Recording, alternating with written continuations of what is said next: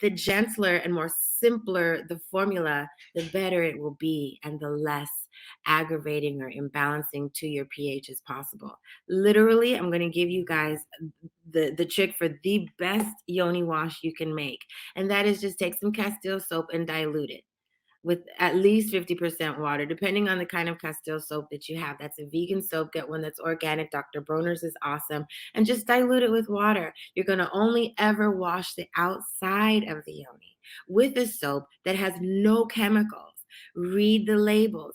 Even a lot of these natural soaps and stuff, it's so hard to have a liquid soap without preservatives in it, especially if it has natural herbs and stuff.